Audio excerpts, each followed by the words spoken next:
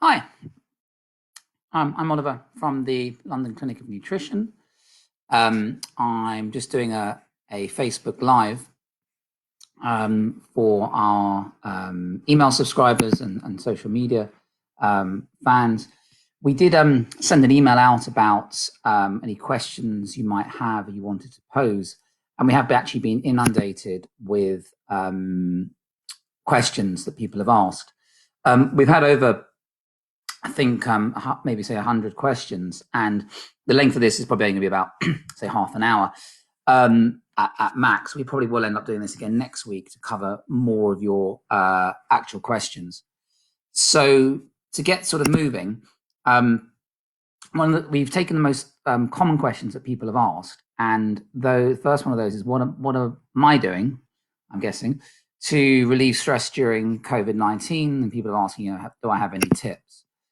I suppose what I do is may well be very different to what other people want to do in terms of their preferences and likes, but I quite like forms of movement meditation, like movement medicine and 5 rhythms. There's a lot of 5 rhythms classes online at the moment, so I've been doing that sort of 3 to 4 times a week, and it's a form of embodiment practice which allows you to get out of your head and into your body and really feel that sort of connection.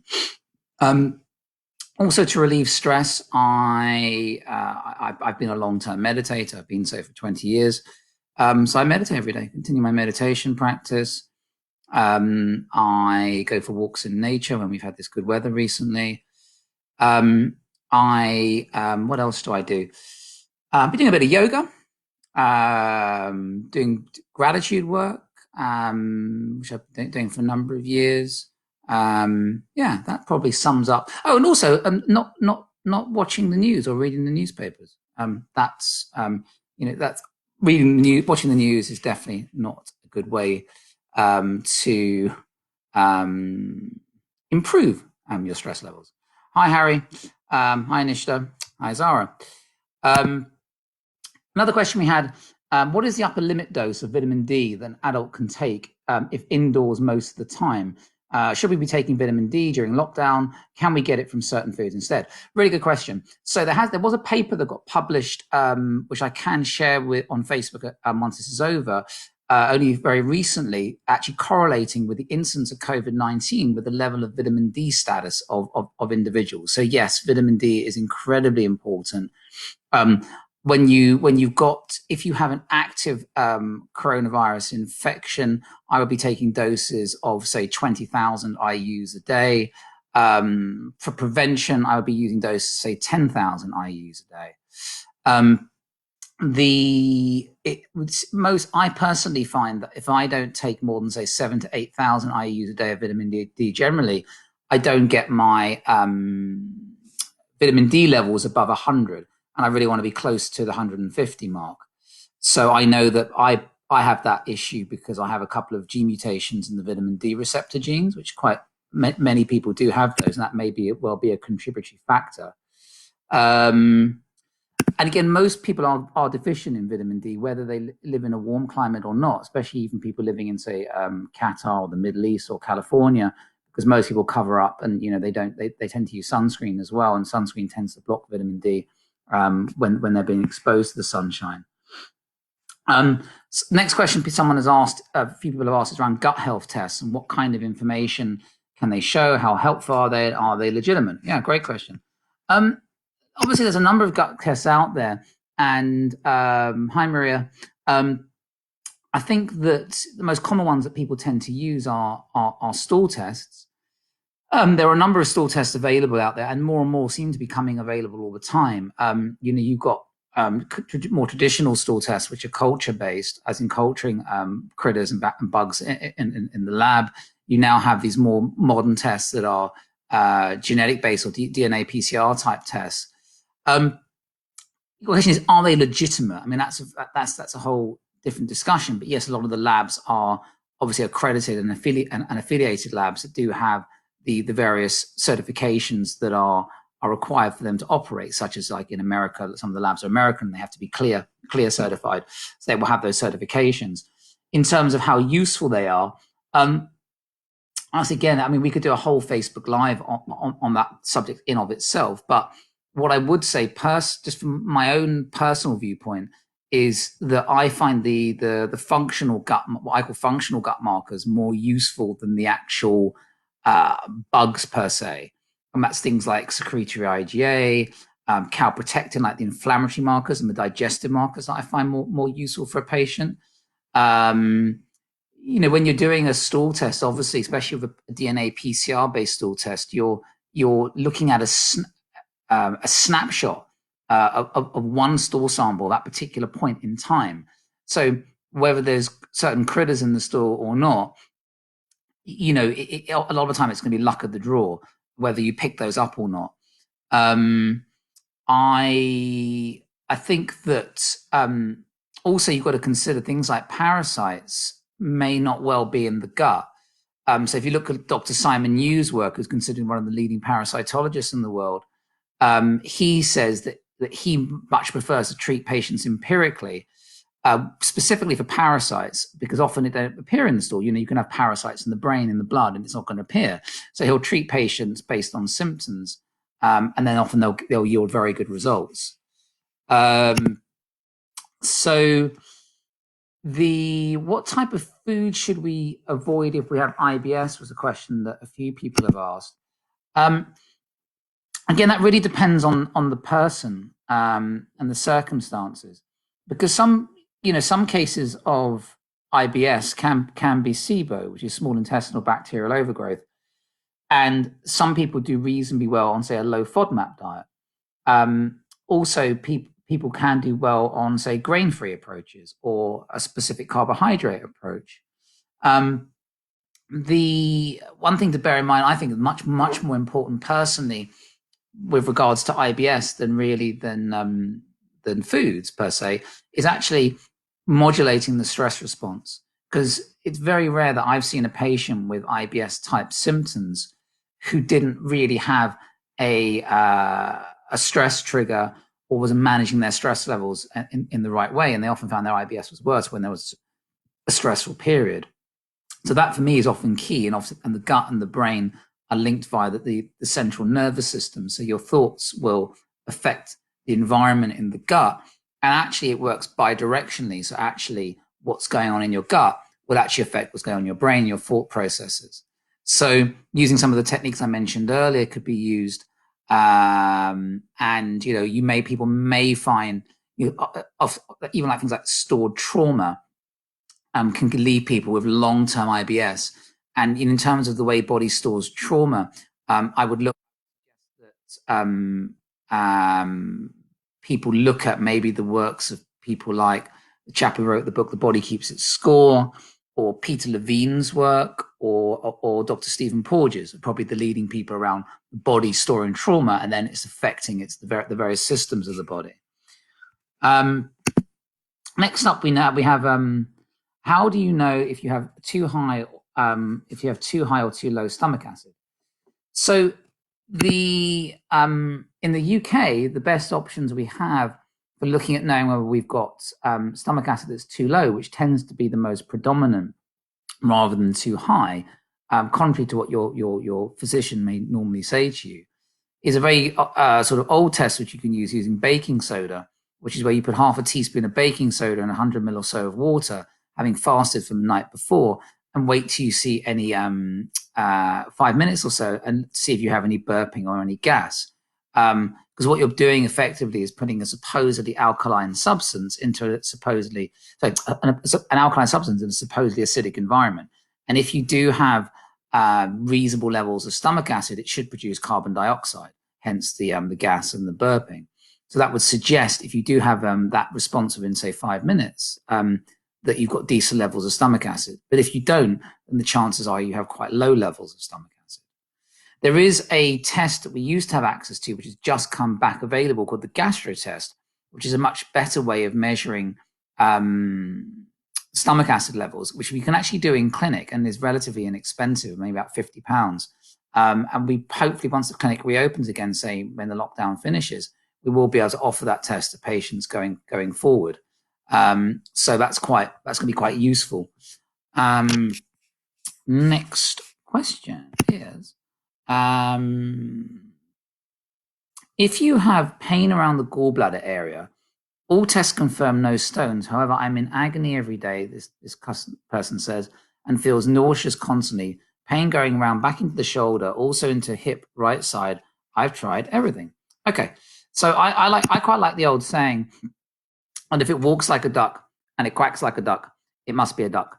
And I much prefer to treat patients based on their presenting symptoms and treat the patient rather than a piece of paper or a test result.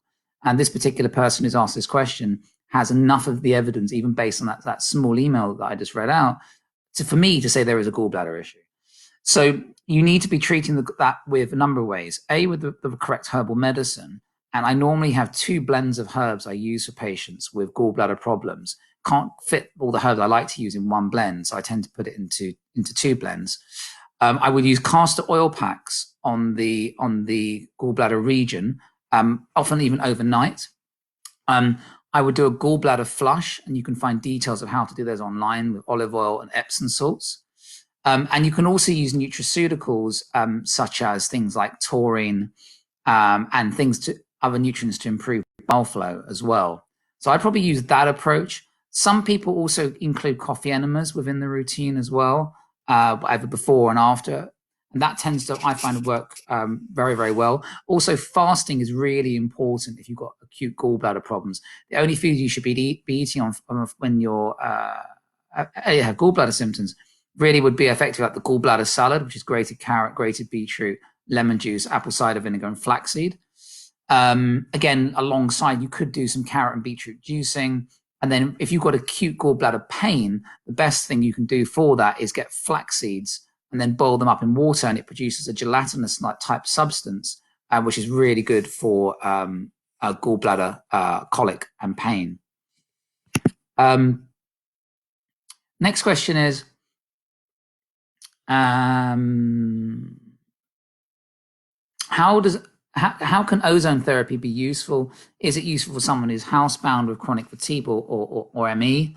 Once done, is it sustained? And do you need to continue the sessions? And how much does it cost? And how safe is it? Right. Wow. Okay. There's quite a few questions around ozone. What I would say is, I haven't got any experience in the home-based systems. There is, I think, a company called Truly Heal or something like that does do the home-based systems. And you can do it via rectal or vaginal insufflations, which are very, very straightforward, which you can do at home. I don't know how good those machines are because I've never used them. We have a medical-based system in the clinic for doing IV ozone.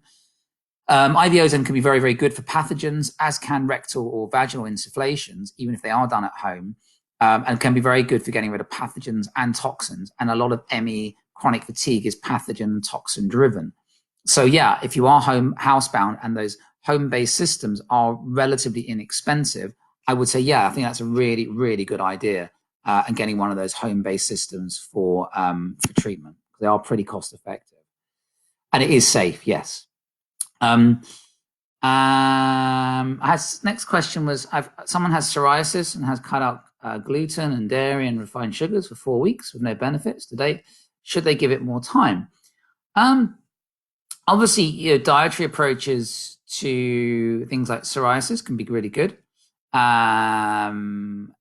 If you haven't noticed a difference with gluten and dairy and refined sugars being cut out for 4 weeks, it may be that may not be the foods that are causing you the issues, and you may need to do a wider elimination diet, going to something like, say, autoimmune paleo or like a ketogenic type diet may well then produce the results that you need. Again, that's just one aspect. You need to be looking at your stress levels, environmental toxins, also body care, skin care products that you're using, also looking at certain supplementation or herbal medicine. So psoriasis, again, can be quite tricky to treat unless you're under the care of a practitioner. You may wish to ring the clinic to take advantage of our 15-minute free consultations to see if we could help you. And also with the current offer, we have a 20% off at the moment, which I think continues for another week or so. Next question is, what can I do for chronic hives?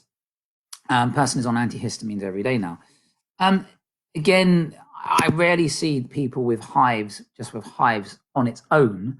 it's rare that there would just be hives. I suspect there probably are other things going on as well with this person.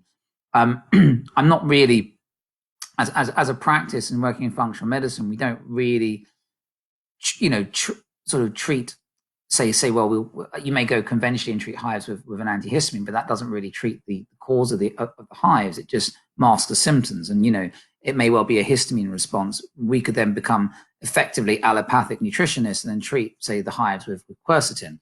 But even if we do that, that's a natural antihistamine. It doesn't really deal with the underlying cause of why you've got the hives in the first place. So what we want to be delving into the case and understanding why they've got the hives. And quite a lot of patients, I tend to find, if it's really bad hives, then you often can find there can be a mold exposure issue in the home. And that's, I find, quite common with patients where there's long-term hives and quite severe histamine type reactions. So that's a possibility amongst many. Next question.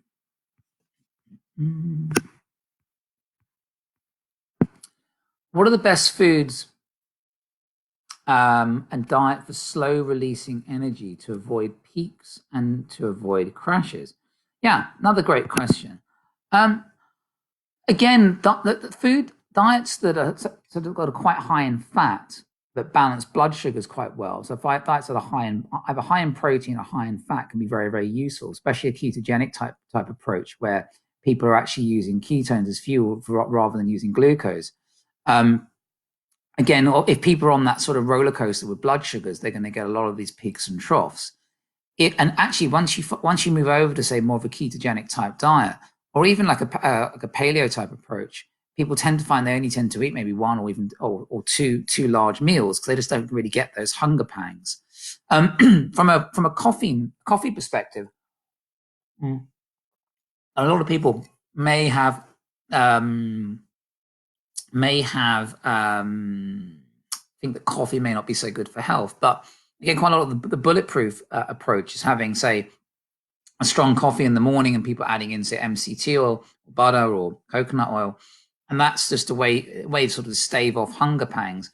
Personally, I don't like the taste of the bulletproof coffee approach, but I mean, if you're having one really good quality coffee a day that's high in polyphenols, quite often that is quite a good thing for hunger.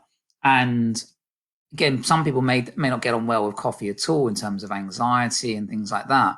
But I just, from my own experience, it doesn't really give me those sort of crashes that some people get with coffee. I only have one coffee a day, or even maybe 4 or 5 a week, and even sometimes it's decaf. So, but at the moment, I've been having, say, one coffee a day in the morning, a cappuccino. I get this mycotoxin-free coffee, which you can buy from Amazon. And I feel pretty good with it, and I don't tend generally to eat my first meal to, say, maybe 11 or 12 o'clock in the day. So quite often I will eat two meals a day, 2 larger meals perhaps. The next question is,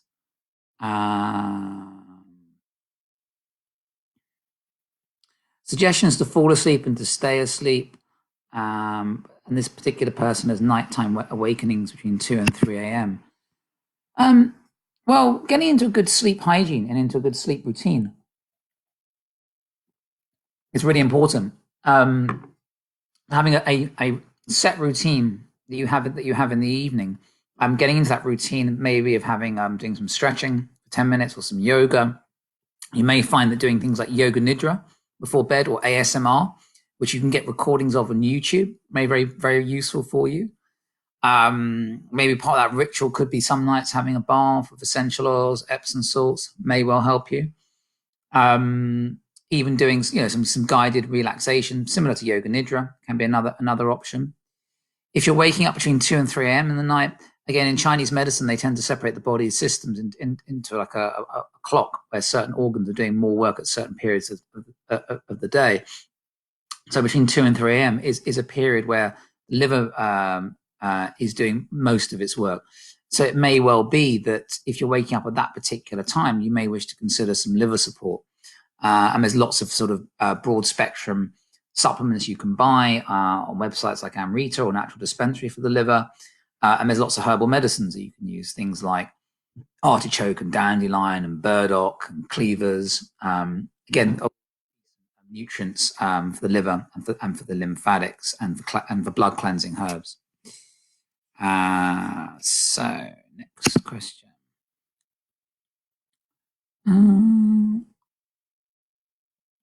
Someone's asked a question: is there a link between the cessation of antidepressants, as far as you've experienced, and the onset of otherwise unexplained secondary amenorrhea, which is loss of periods in ladies? Off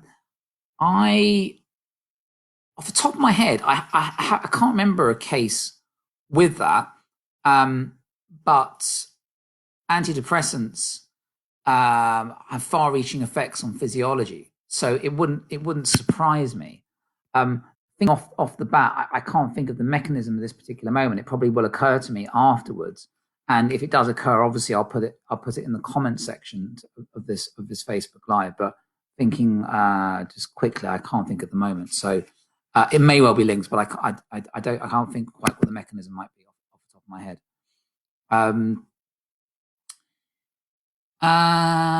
Someone has asked, can I ask what I can take for co-infections for Lyme? I'm certain I have chronic Lyme, diagnosed with fibromyalgia in 2014, getting more and more symptoms of Lyme and Bartonella and Babesia. Well, as the audience may well know, the clinic has a strong reputation in treating complex chronic illness, especially Lyme disease and mold illness and chronic fatigue and ME. Lyme is quite a complex illness to treat, especially on your own. And I think it makes a lot of sense to be working with a practitioner. It doesn't have to be us or my clinic. It could be anyone who's decent. But really getting that guidance, I think, is really important.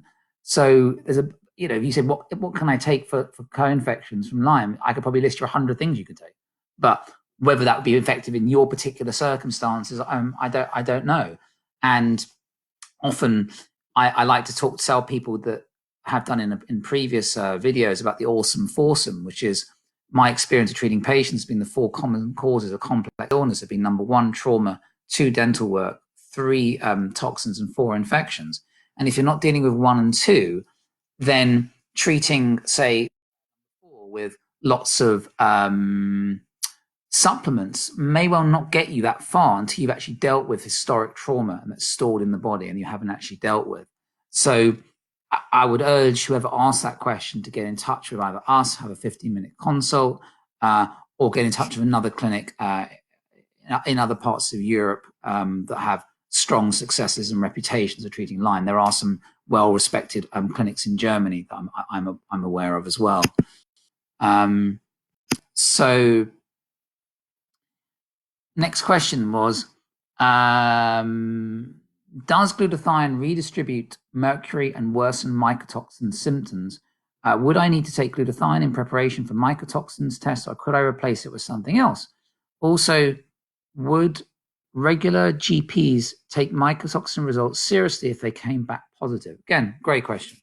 I haven't found that taking glutathione redistributes mercury. That comment particularly comes from, say, people following Andy Cutler and the Andy Cutler protocol. Personally, I'm not a fan of the Andy Cutler protocol.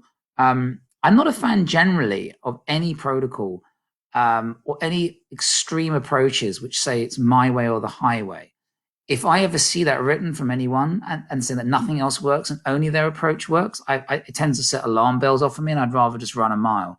So in answer to your question, no, I haven't seen any real issues with using glutathione with people for mercury. I've actually found quite the opposite, actually. When we have patients and we're doing mercury detox with them and they are having at the clinic, if they're doing IVs at the clinic, I found that they do a block of 10 initially over a 2-month period, and then they do 1 IV per month thereafter as a maintenance. They actually reduce their mercury levels in half the time than the patients that didn't do the IVs with the glutathione. So I've actually always found it very, very useful. So again, in answer to the question, the other part of the question in relation to mycotoxins, no, again, I haven't found any problems with mycotoxin symptoms worsening when patients do a glutathione challenge, certainly orally anyway, for mycotoxins. No, I haven't. That's not to say that I haven't heard of the odd case of patients feeling worse on glutathione generally. I think that I have heard a few isolated cases of people feeling worse, but 90% of patients do feel better on it. Quite often more better on the IV than they do on the oral, because I think the IV is much more well absorbed. Some people use NAC as a precursor to glutathione, but I think the amount of glutathione that actually gets produced by NAC, I believe, is relatively limited. And a lot of that depends on your particular SNPs and gene mutations you have. If people want more information about that particular cycle and how easy or difficult it may be to convert NAC into glutathione, they would be well advised to go look at some of Ben Lynch's videos where he goes into the usefulness of NAC's conversion. Looking at the next question, can I recommend any nutrition-related books to read that have influenced me? Aha, wow. Okay, so yeah, lots of things have influenced me. I quite like this book, The Secrets to Great Health from Your 9 Liver Dwarfs by John Matson. Was quite a cool one with some really good illustrations in. Eating Alive was another one by him, and they're required reading at Bastyr University in America. They had quite a strong influence. And one that's had a really mega influence on me was Dr. Lisa Rankin's book, Mind Over Medicine. That really is just fantastic.